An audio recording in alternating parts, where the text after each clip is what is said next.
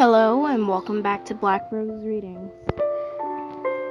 I kind of lost my password, but I found it. That's the explanation for my absence. I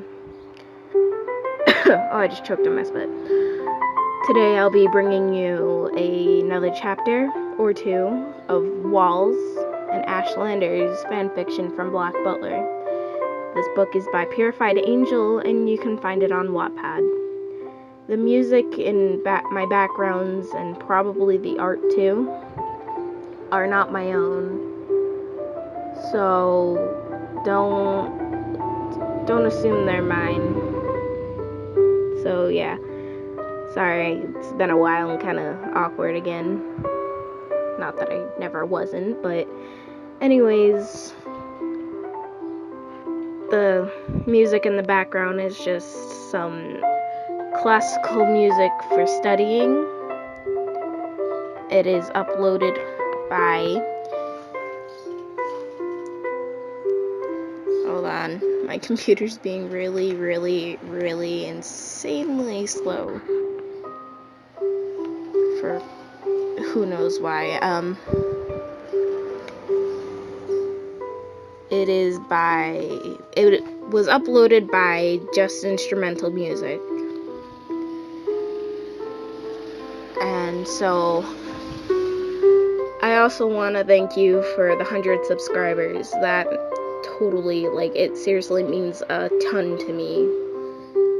I never thought I was gonna get that, and I hope there's more to come, because I want to be an inspirational voice once I'm able to start publishing my own stories and reading them for people who either don't have the time to read or can't see to read.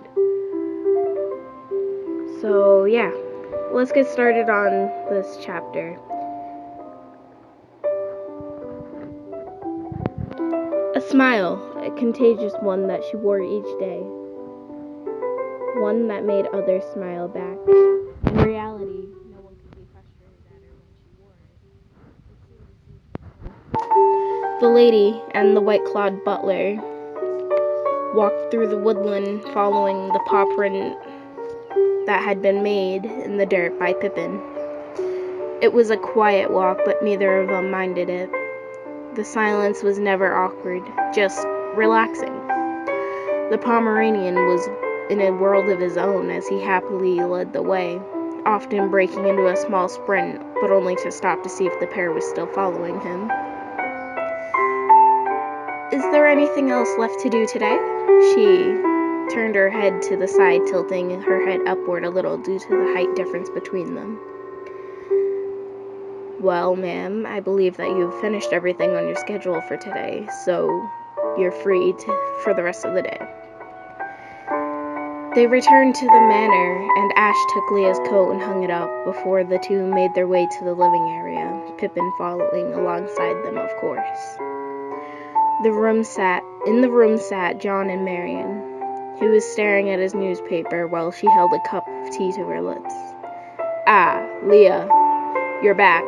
Well, I have news for you from London. For obvious reasons, we're behind on everything about the place since Victoria decided that we would be better in a different country. Honestly, she thinks she can control everyone and anything she lays her eyes. John, you're doing it again. Marion interrupted his small rant. She looked over at her husband with a somewhat tired expression, like she had an earful of this before. Doing what, my dear? He seemed confused, as if he didn't recognize that he started to ramble on to himself. Going off topic, talking to yourself. You've been doing it a lot recently. I am? Oh, anyways, around 2 months ago there was a fire in London. Strange thing about it is that no one knows what or who could have caused it. Once he finished speaking, John placed the newspaper down that was on the table that stood before him. Wait, so there was a fire and no one at all knows what exactly happened? She questioned her father. Surely there must have been more to this. Yes, but I'm thinking that... What's your name again? A finger pointed at the butler with the white hair. It's Ash, sir. Ash. How ironic. Ash is left behind after a fire and is moved shortly after. The noblemen always tried to catch people out, solve things when they haven't already been. What are you getting on to, father? The blonde girl rose a brow wish list with I can't say that word. List speaking. Well, Ash arrived here just short of 2 months ago. Victoria allowed her personal butler to leave work for another household in a different country. Are you fleeing from something? What do you know about this fire, Ash? John neared the butler, clawed and mostly white. Well, there was a fire that started under unknown circumstances. It happened 2 months ago, and a lot of people died. John became frustrated at the butler's reply. He recited exactly what was spoken before. You just repeated. He didn't get to finish. The small white Pomeranian stood in front of John, barking because of the raised voice. Leah took this as a good opportunity. Right, on that note, we need to finish something. My apologies for leaving so soon, Mother. She took Pippin in one arm and took a hold of Ash before leading him out of the room. With the door closing, a small sigh came from her lips.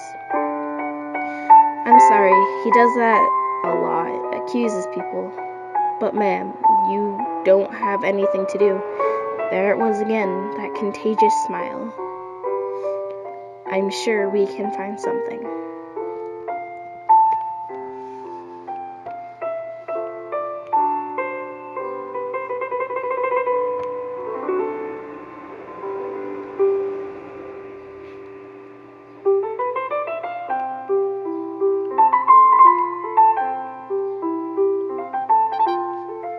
Well, that's all for today, guys. Sorry I've only read one chapter today, but it's been quite a while and my throat's already getting kind of dry.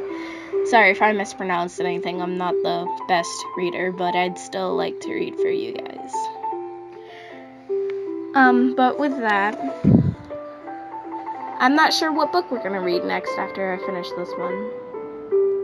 I think the next time I go to read this book, it's gonna probably be a live stream. But thank you guys for being supportive of me. It's literally the best support anyone could receive while they're putting their voice out onto a website where there's a lot of critics and haters. But you know what? We gotta have that confidence to blow them off and tell them, you know what? I didn't come here to do this for you. I came here for the people who like it. Here's Walls, an Ashlander's fanfiction story by Purified Angel.